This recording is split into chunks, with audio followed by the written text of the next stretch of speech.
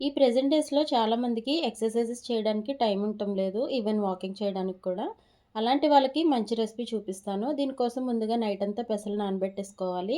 Morning లేవగానే వాటిని తీసి ఒక క్లాత్‌లో గానీ, లేదంటే ఇలాంటి మొలకల బాక్స్‌లో గానీ వేసుకోవాలి.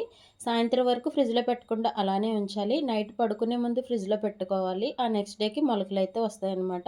ఈ మొలకల బాక్స్ కావాలంటే ట్యాగ్ చేస్తాను. తప్పకుండా చూడండి. వీటిని ఇలాగే తీసుకోవచ్చు రాగా. కొంతమందికి పడుతుంది, కొంతమందికి పడదు. ప్రెగ్నెంట్ ఉమెన్‌కి, కొంతమంది చిన్న పిల్లలకి, అలర్జీ ఉన్న వాళ్ళకి కొంచెం రియాక్షన్ వస్తది. అంత సేఫ్ కాదు.